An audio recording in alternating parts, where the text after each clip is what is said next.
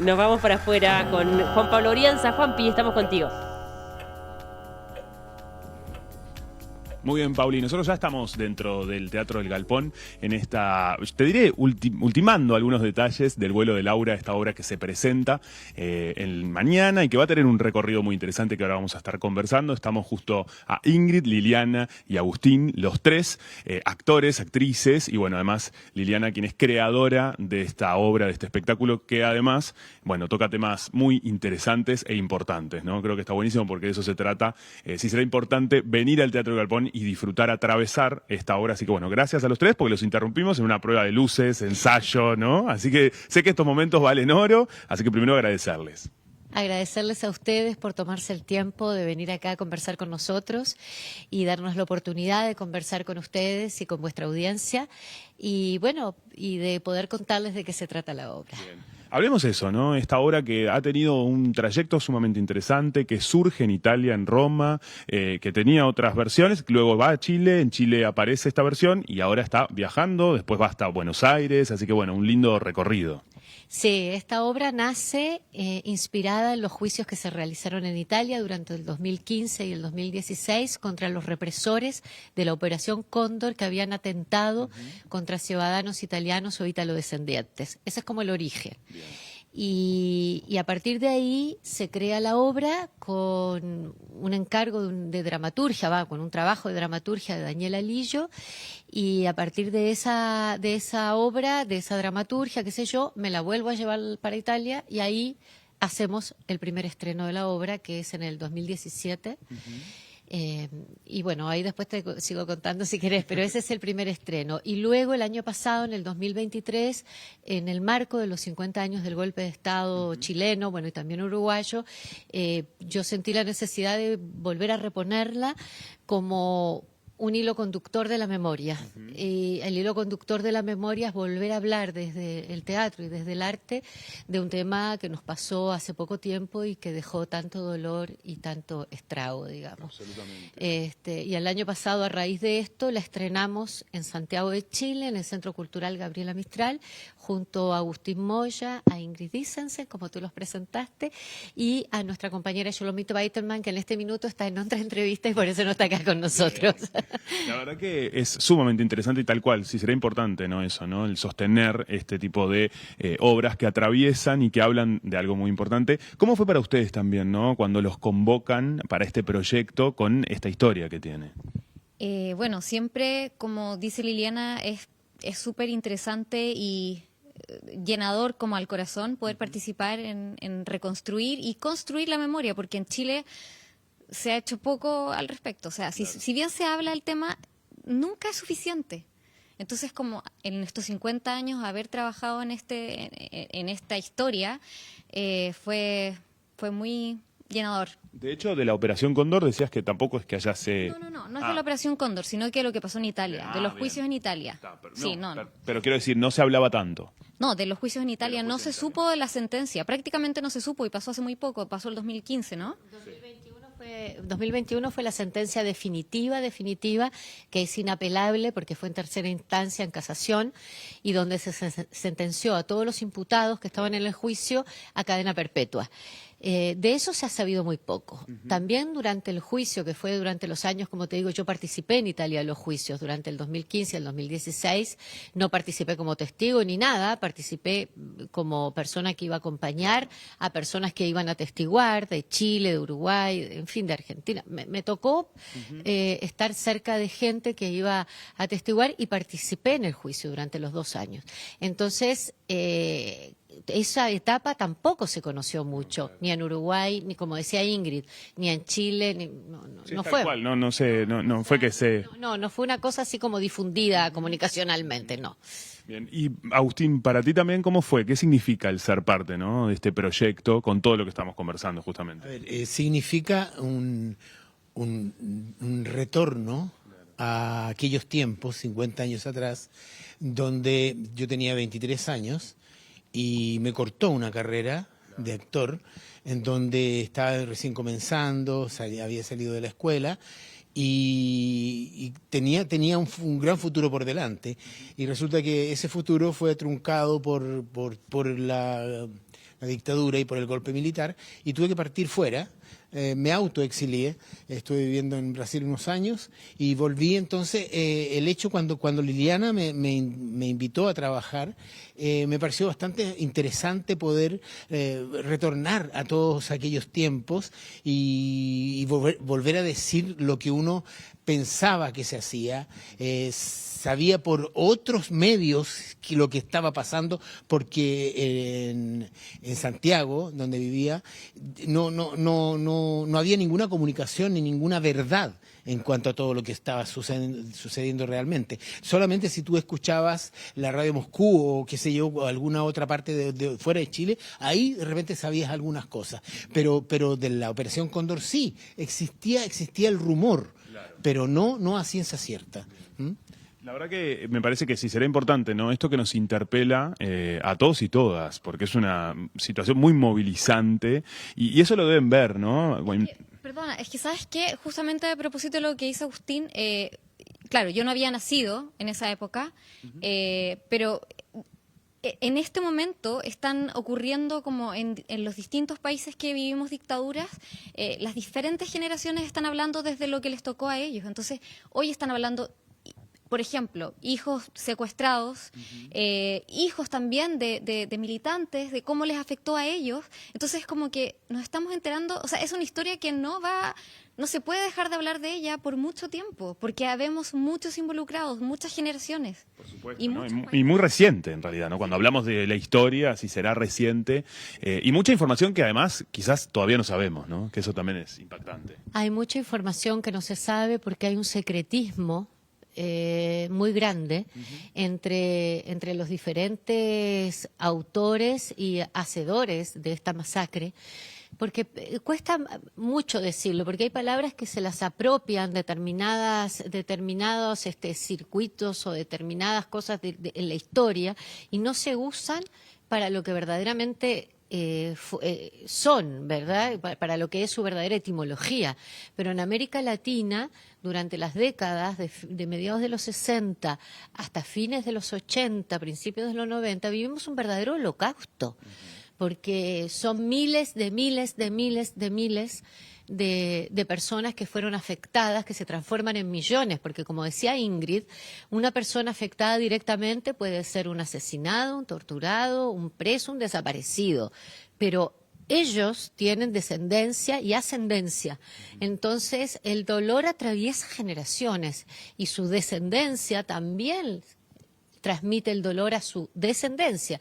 Entonces, estamos hablando de involucrar a 3, 4 generaciones y de ese dolor, de este holocausto de América Latina por casi 4 generaciones, no solo es que no se hable, no se ha hecho justicia, que eso es lo más tremendo.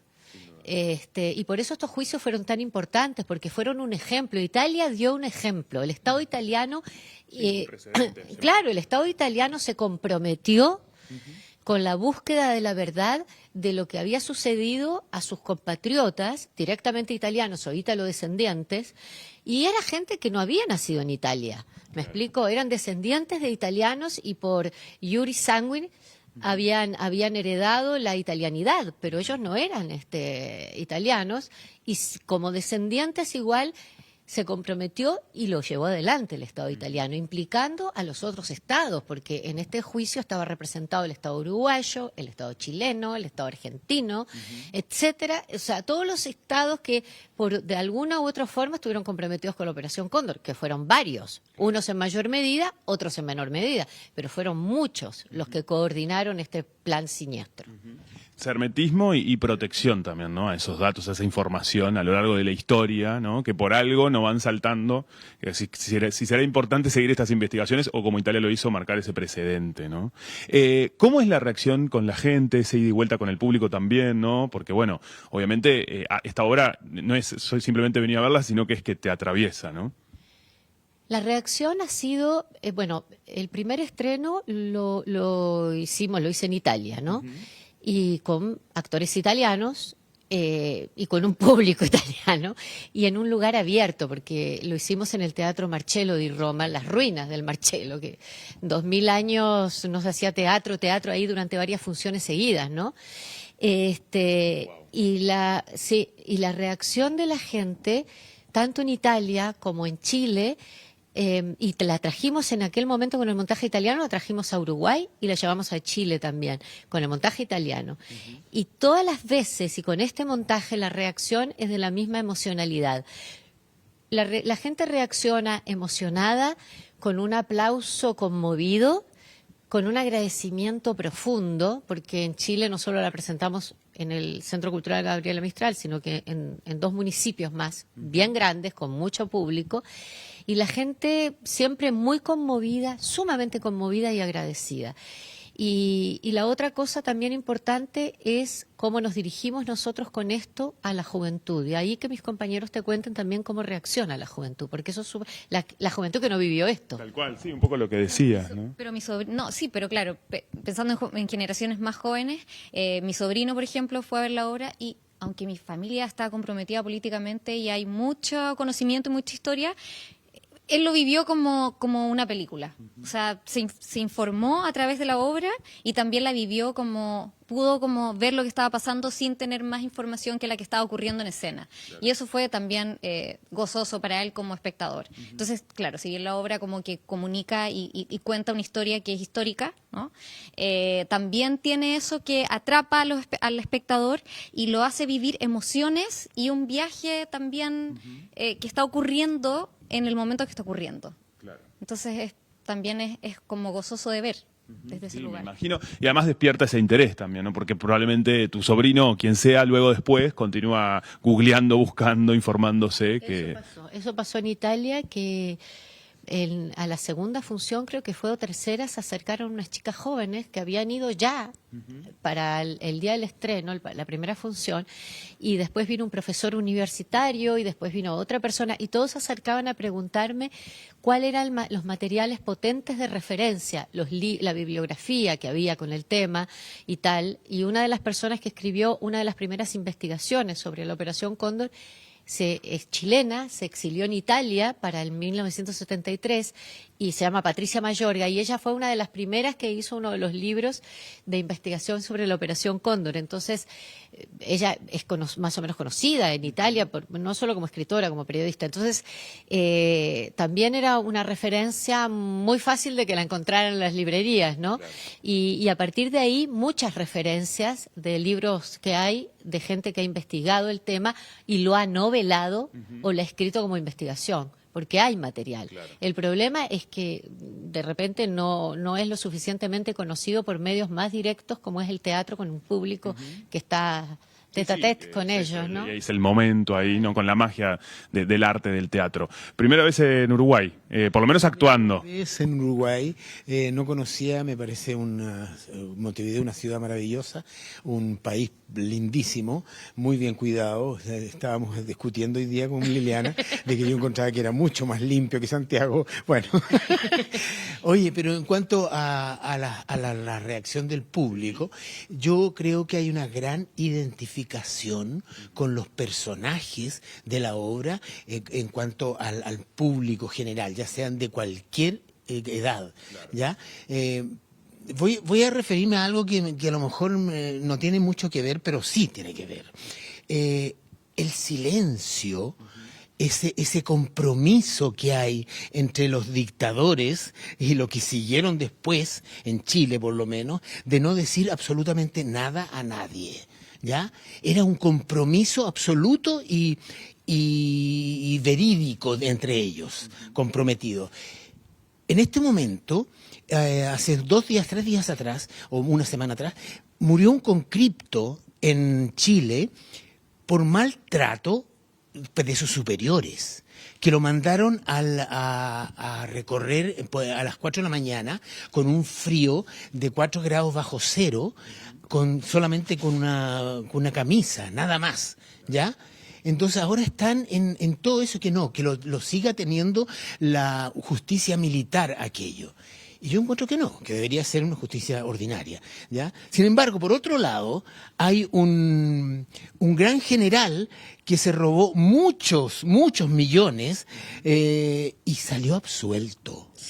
Entonces, ¿en qué país vivimos nosotros los chilenos que está pasando nuevamente todo aquello? ¿Ya? ¿Con qué me refiero al silencio dictatorial? Es que tiene que ver de repente con un compromiso de no hablar.